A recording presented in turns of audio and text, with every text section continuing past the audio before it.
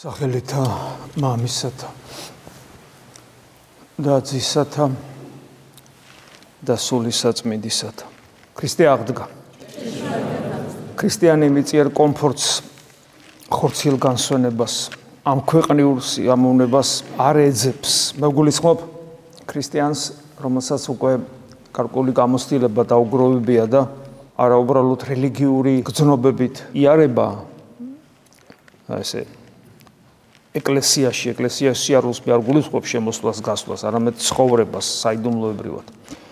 არამედ გაცნობიერებულად სრული პასუხისმგებლობით აკეთებს ამას და მას ასე დროს უკვე გამოცდილებით იცის მას ასე დროს გაცნობიერებული აქვს, გააზრებული აქვს, რომ სულიერი ცხოვრება სიხარულთან ერთად, რომელსაც მუდამ ღმერთი უშურველად დაუმსახურებლად გვაძლევს, ახლავს ტკივილიც. ტკივილი ბევრნაირია, წმინდა მამები პირდაპირ ამბობენ, რომ ნებისმიერ სათნოებას და სათნოებით ცხოვრებას აუცილებლად ახლავს მწუხარება და ტკივილი. ამას გარკვეული მიზეზები აქვს. ამის გარეშე უბრალოდ შეუძლებელი არ არსებობს, იმიტომ რომ ჩვენ ყველანი ქრისტეს გზას გავდივართ. ეს არის ქრისტიანობა. მრავალი მიზეზი აქვს ამ ტკივილს და ერთ-ერთი მიზეზი აქვს ის, რომ ჩვენ პატარა გამოცდილება გვაქვს ღმერთის მცნობელობისა. ჩვენ ხო ვიცით მარადიული სიცოცხლე რა არის, უფალმა განგვიმარტა ეს. მარადიული სიცოცხლეა ვიცნობდეთ ღმერთს. და როცა ადამიანი ოდნავ მაინც გამოცდილებას იძენს თუ რა არის ღმერთის მცნობელობა, როგორც წესი ეს ცნობელობა გვენიჭება არა ჩვენი ღვაწლის, არა ჩვენი დამსახურების, არა ჩვენი სიკეთეების, არამედ უპირველეს ყოვლისა ღვთის მოწყალების გამო დაუმსახურებლად ქრისტიანმა ესეც უნდა იცოდეს, რომ ეს დაუმსახურებლად არის და რადგან ჩვენი ბუნება ჯერ ამისთვის მზად არ არის, არ ჩვენი პიროვნება არ არის მზად, რომ მუდმივად გქონდეს ეს მდგომარეობა, ამიტომ ეს მდგომარეობა პერიოდულად გვეძლება და იშვიათად ან ძალზედ იშვიათად. მაგრამ ამ გამოცდილების მერე ადამიანს ამის გარეშე უკვე ან ღმერთის გარეშე სული ეხუთება. და რაც მეტად ეძებს ღმერთს, რაც მეტად ეძებს ღმერთთან ურთიერთობას, მით მეტად ეხუთება სული, როცა ღმერთი მასთან არ არის, უпроსწორად როცა ის ღმერთს არ განიცდის. და რაც მეტად უახლოვდება ღმერთს, უფრო მძაფრია ღმერთთან ერთობის და უფრო მძლავრია ღმერთთან ერთობის გამოცდილება, შესაბამისად უფრო კონტრასტულად აუტანელია ამასოფლის სული და ჩვენი თავი ღმერთის გარეშე. და რადგან ღმერთს ვერ აიძულებ მოვიდეს შენთან, ის ყოველთვის როცა უნდა მაშინ მოდის, ჩვენი სულის სარგებლობისთვის, ამიტომ ჩვენზე მაინდა-მაინც დამოკიდებული არ არის, ჩვენს ღვაწლზე. ერთადერთი, რასაც შეიძლება იყოს დამოკიდებული ღმერთი ჩვენთან უფლება, ეს არის ქრისტეს დარის სიმდაბლე, რომელიც აბა სად არის და ჩვენ სადავ ვართ. ამიტომ ადამიანი მუდამ განიცდის დეფიციტს ღმერთთან ურთიერთობისა. გაიხსენეთ წმინდა სილვან ათონელი, რომელიც სულ მუდამ ცრემლით ტიროდა და ისე ეძებდა ღმერთს. დანარჩენი, რაც ღმერთის გარეშეა, ეს არის სამწუხაროდ მუდმივი სიბნელე, გნებავთ დავარქვათ სიკვდილი, სულიერი სიბნელე და სულიერი სიკვდილი, რომელსაც ადამიანი ასევე განიცდის და მგლოვარებს ამიტომ. ამიტომაც არის გახსოვთ, ნეტარიყვნენ მგლოვარენი, რამე თუ იგინი ნუგეშინის ცემულ იქმნე. მგლოვარენი. აი ეს მგლოვარება, ეს წუხილი, ეს ტანჯულობა უღმერთობიდან გამომდინარე, რომელსაც მორწმუნე განიცდის. ეს არის წინაპირობა შემდგომ ნუგეშინის ცემის. ასე რომ ვთქვათ, ადამიანი ამ სოფელში ცოცხალი არა განიცდის, რომ სიკვდილია გარშემო და თავის თავში სიკვდილს ატარებს, ქრისტე გახსოვთ, ხო, ხორჩი მყოფ ადამიანებს, რომლებსაც ღმერთთან კავშირი არ აქვთ, რას უწოდებს? ქრისტე მკვდრებს. პირდაპირ ესე ამბობს, აცალეთ მკვდრებს, ესე ამბობს, ხო? მკვდრები დამარხონ, მოკლედ თავის საქმე აკეთონ მიწიანი, აცალეთ მკვდრებს. ამიტომ და ქრისტიანი ამას განიცდის სიკვდილს და შესაბამისად განიცდის სულიერ სიბნელეს, ხშირად ამბობს ქრისტე, ღამე, სიბნელე და მეტაფორულად იყენებს, რომ დღე თუ ივილი ფეხს არაფერს არ წამოკრავ და ღამე საშიშია სიარული და როცა და გადაყავს სულიერ ასპექტში, ასევე თვალზე როცა საუბრობს, თვალი ხედავს, თვალი ვერ ხედავს და გადაყავს სულიერ ასპექტში გადაყავს, როცა იქვე მიანიშნებს, რომ აქ ლაპარაკი არა ხორციელ თვალზე, არა ხორციელ სინათლეზე, არამედ ღვთაებრივ ნათლზე, ღვთაებრივ სინათლეზე და სიბნელეზე, არა ფიზიკურ სიბნელეზე, არამედ უღმერთობაზე. მაგრამ ეს სამყარო და სულიერი სამყარო ხო გადაჯაჭვული ერთმანეთთან. და ამიტომ ადამიანი ამ სამყაროში ეძებს რა ღმერთს და ღმერთი არის რა ნათელი, მე ვარ ნათელი, ხო ქრისტე ამბობს. ესე იგი, ადამიანი რადგან ამ სამყაროში არის სიბნელეში, ფიზიკური ნათელი სინათლეს არ ნიშნავს.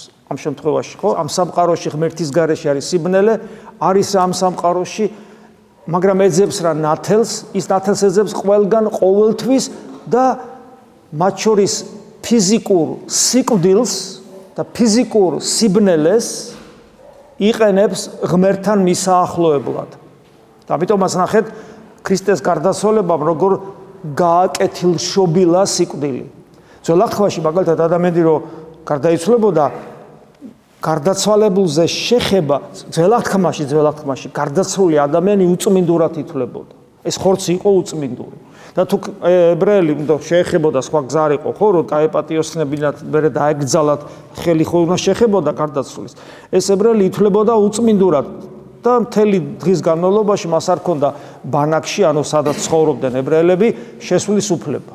და რაღაც გამწმენდის და გამბანის რიტუალი უნდა ჩაეტარებინა. რატო იყო ასე?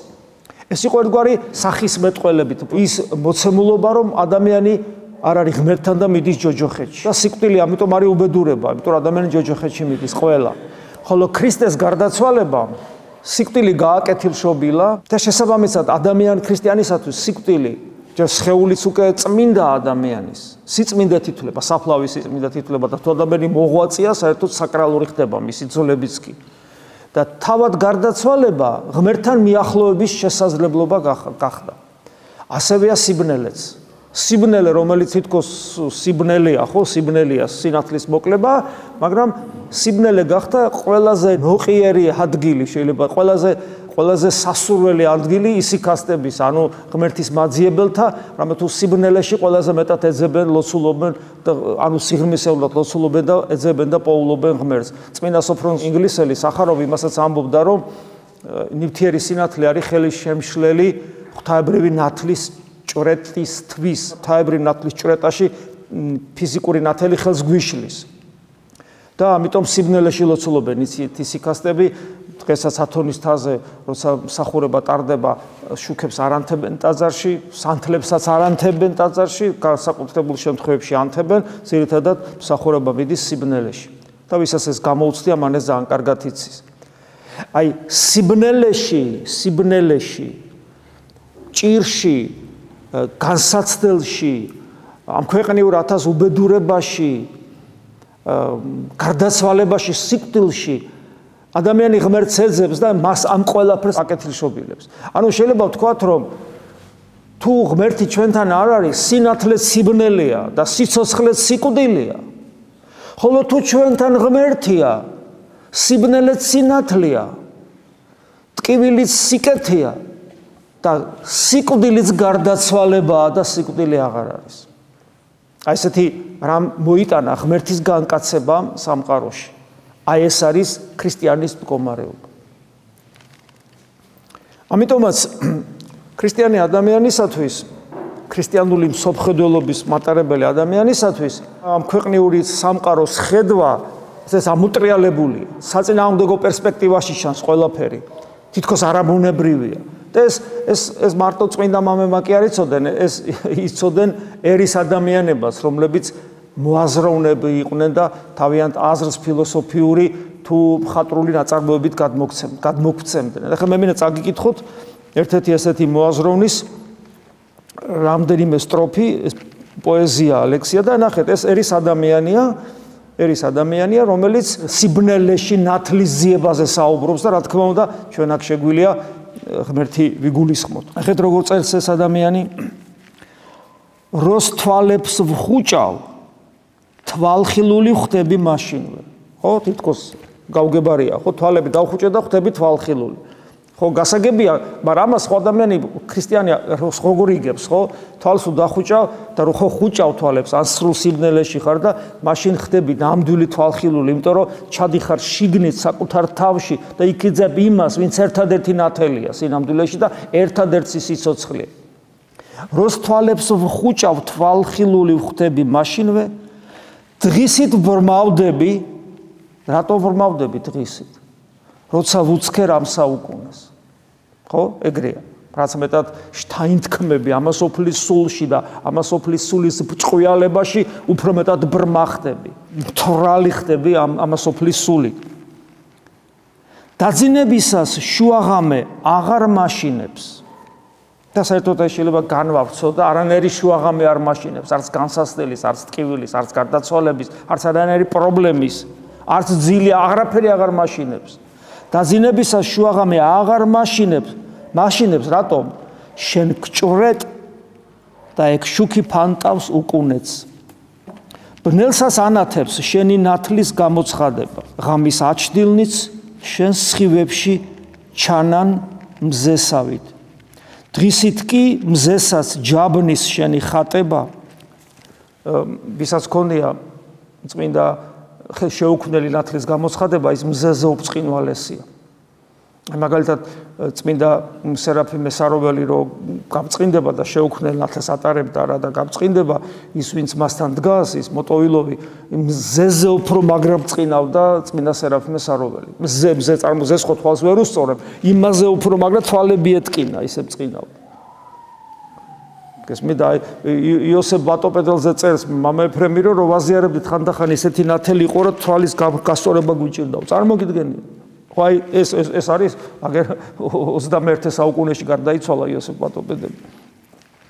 დღისით კი მზესაც ჯაბნის შენი ხატება იმ მიძინებულ თვალთათვისაც ნათლის მთესავი, ვინც ურწმუნოა იმათაც კი ეხმარება.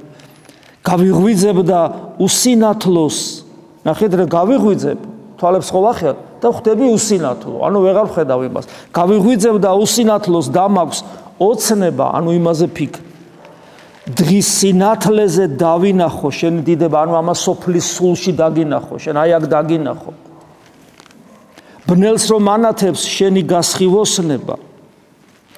შენი მშვენების აჩდილიც რომ არი ბინდება. დღე მიბნელდება თუ ვერ გნახე სადიადებლად და ღამეები გადამექცნენ განთიადებად. ყველაფერი ამოტრიალებულია. ეს არის შექსპირის 53 სონეტი. ესეთი ბწყინვალე ხედვა აქვს ამ გონიერ ადამიანს და ბრძენ პოეტს და მით უმეტეს ეკლესიის მოღვაწეებს, აი გამსჭვალულია საეკლესიო ლიტერატურა აი ამ დიდებულებით, იმ დიდებულებით, რასაც ღმერთის ძიება ქვია ამასოფლის სულში და როგორ გამოიყენებს ქრისტიანი ადამიანი ამასოფლის სიბნელეს, ტკივილს და თვით სიკვდილსაც კი იმისათვის, რომ ღმერთი იხილოს და როგორ იმარჯვებს შესაბამისად ეს ხილულად ქრისტე ამასოფლის სულზე. აქედან გამომდინარე დღეს იონეს სახარება რაც წავიკითხეთ, ჩვენეული და უფრო გასაგები ხდება, როცა ქრისტე ამბობს პერმეცა ეტყოდავე იესუ და რქვა მათ მე ვარ ნათელი სოფლის. პირდაპირ გაგებით შეგვიძლია გავიგოთ ოღონ ეს ნათელი, რა თქმა უნდა, ელექტრონული და ფიზიკური ნათელი არ არის. და რომელიც შემომიდგეს მე არავიდოდეს ბნელსა. ეს არის ერთ-ერთი ნიშანი იმისა, რომ შენ სიბნელეში არ იყო, ეს ნიშნავს იმას, რომ შენ ქრისტეს მიმდევარი ხარ, ბოლომდე, მთლიანად, მთელი არსებით. რატომ არ ვიდოდის ბნელსა, ანუ რატო აღარ ცხოვრობს სიბნელეში? იმიტომ რომ მას აქვს არამედ აქუნდეს ნათელი ცხოვრებისა, ანუ მე მაქვს სიცოცხლის ნათელი. ეს ნათელი უკვე ჩემში შემოდის, მე ვარ ტაძარი ღვთისა, მე ჩემი გული ხდება მადლის წყარო, საიდანაც მარადიული სიცოცხლისკენ მიჩქეფენ და მიედინებიან მდინარენი. ანუ ჩემი და ღმერთის სიცოცხლე ერთი ხდება, მე და ღმერთი ერთი ენერგიით მყოფიერებთ. აი ეს დიდებულება აქვს უკვე ქრისტიან ადამიანს. რქვეს მას ფარისეველთა, შენი თავისთვის სწამებ და წამება შენი არა არის ჭეშმარიტი. ნახეთ, გახსოვთ ეს სიტყვები დღეს წავიკითხეთ, ანუ ქრისტე ამას ხო ამბობს და ფარისევლებს არ ესმით. ეს რას ნიშნავს იცით? ჩვენც თუ არ გვესმის და უпроსორად სანამ ჩვენც არ გვესმის ქრისტე რაზე ლაპარაკობს, სანამ ჩვენთვის ქრისტიანობა რაღაც სანთლის დანთება და რიტუალში მონაწილეობა გარეგანი ქმედებით და არაგულით და ზნეობრივი ნორმების დაცვა და მხოლოდ ცოდვებთან ბრძოლა და არა ეს საიდუმლოება, ეს მისტიკური მხარე ქრისტიანობისა, ჩვენც ახლოს ვართ ფარისევლებთან, უფრო ვიდრე ქრისტიანებთან. ჩვენც არ გვესმის რა ნათელზე ლაპარაკობს კაცო. ეს ნათელი პირდაპირი გაგებით უნდა გავიგოთ. აი როგორც გრიგოლ ხანძთელი პირდაპირი გაგებით ანათებდა. სერაფიმე საროველი პირდაპირი გაგებით ანათებდა. იოსებ ბატონპედელი პირდაპირი გაგებით ანათებდა, გესმით, ანათებდა. თქვენ იცით 10 თონზე იყვნენ მამები, სულ სიბნელეში წიგნის საკითხვა რომ უნდათ ლოცვის დროს, აი ლოცულობდნენ, მე რაღაც ფსალმული მოუნდებოდა, სრული სიბნელე იყო, არ ჭირდებოდათ არაფერი. იმდენად ნათელს ატარებდნენ, რომ კითხულობდნენ. და მათ ისეთი უბრალო და ბავშვური იყო ზოგიერთი, რომ მათ ეგონათ, რომ ყველა ეგრე იყო. ეს დაფიქსირებულია ეს ისტორიები ათონის თაზე, მათ მემატიანებში. ეგონათ, რომ ყველა ქრისტიანი ეგრე უნდა იყოს. იმდენად ბავშვურები იყვნენ და იმდენად უბრალოებით თან ამავე დროს. და გახსოვთ გრიგოლ ხანძთელი, რომ ლოცულობს თავის ერთ სულიერ შვილთან და მესამეს რო ძინავს.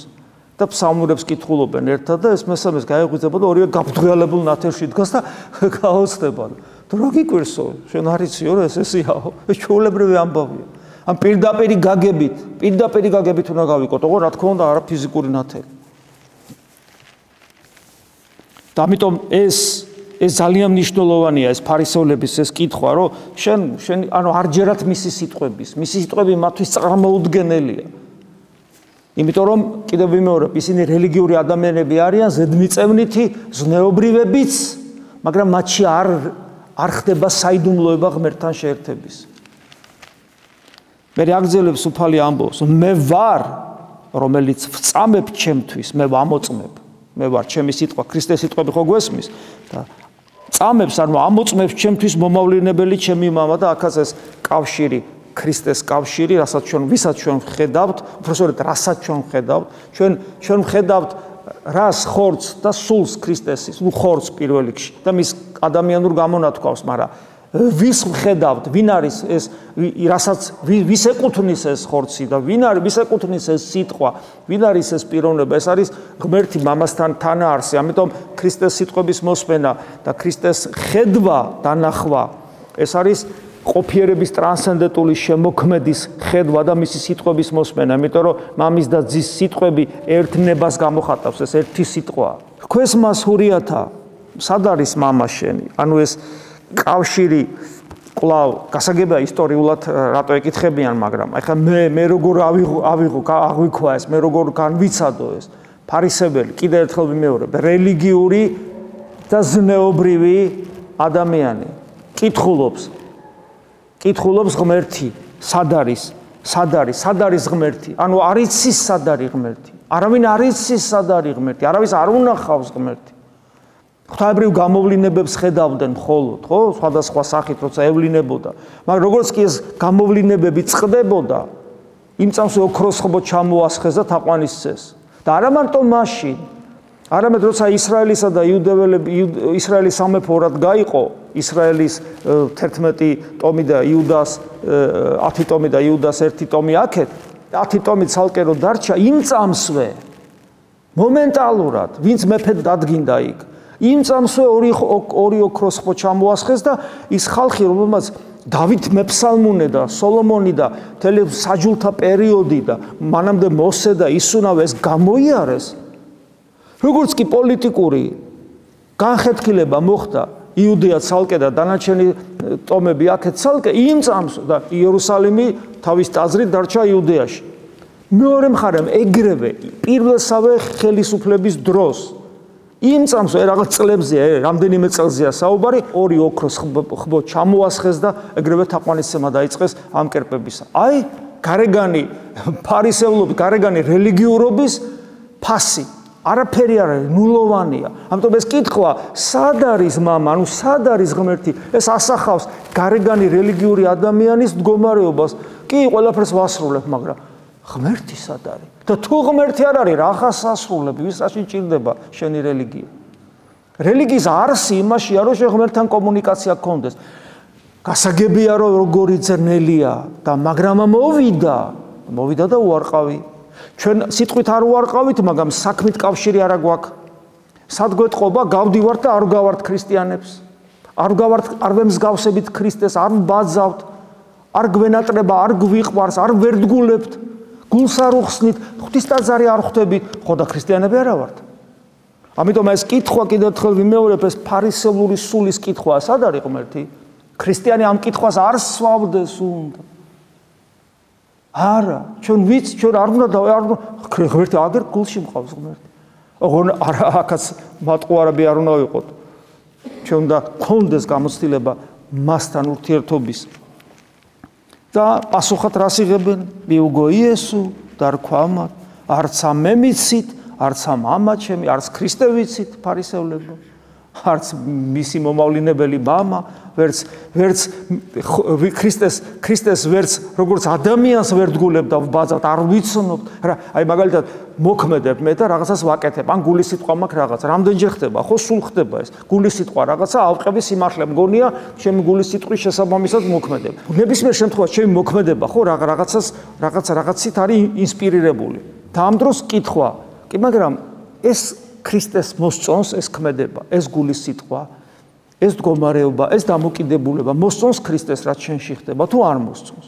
თარიცი, რატომ? იმიტომ რომ მას როგორც ადამიანსაც არ იცნობ. ქრისტეს როგორც ადამიანსაც არ იცნობ. აი შენს გვერდზე რო ყოფილიყო ქრისტე, ხო? აი მოიწონებდა თუ არ იწონებდა, ესეც არ იცი. ამიტომაც ამბობს უფალი, რომ არცა მე მიცით, აი ადამიანად მოვედი, ხო? არ მიცნობ. რა მინდა მე და რა არის, როგორ გამოვხატე ჩემი ნება, ესეც არ იცით. არცა მამაი ჩემი, არც როგორც ღმერთიც რა მინდა, ესეც არ იცით. ესმით ამ შემთხვევაში რომ მამა და ძეს ერთი ნება აქვს. კავშირი არა გაქვთ ღმერთთან. უკვე თუ მე მიცოდეთ, მამასაც ჩემი იცოდე და აქ ამბობს, რომ ქრისტეს ცნობელობა, იგივე უკვე მამის ცნობელობა, მერე ფილიპესაც რო ეუბნება, ვინც მე მიხილა, მამა იხილა. აი ეს სული რო გვეხუთება, თუ გვეხუთება სული უღმერთობის გამო და თუ ეს ასე ხდება, რომელიმე თქვენგანში, იმედია ყველაში, მე გილოცავთ, იმიტომ რომ უნდა გეხუთებოდეთ სული და უნდა მგლოვარებდეთ უღმერთობას. მაშინ გამოსავალი მხოლოდ იმაში, გამოსავალი არ არის ამას სოფლის სულით სიმთვრალეში, რომ გავერთო და გადავაგორო ეს ტკივილი, არამედ გამოსავალი ერთადერთია, რომ ის ნათელი რომელიც რეალურად მოსულია ჩვენთან და ჩვენში მკვიდრობს ვეძებოთ ყველგან სიხარულშიც და განსაცდელშიც, სიცოცხლეშიც და გარდაცვალებაშიც, სინათლეშიც და სიბნელეშიც, სულ მას ვეძებდეთ და ჩვენ მას აუცილებლად ვიპოვით, იმიტომ რომ მან გვითხრა, რომ ვინც ეძებს ის იპოვის, ვინც რეკავს, მას კარები გაეღება აუცილებლად. ამინ. ქრისტე აღდგა. მადლი უფლისა ჩვენისა იესო ქრისტეს და სიყვარული ღვთისა და მამის და ზიარება სული საწმინდისა იყოს თქვენ ყოველთა თანა. ამინ.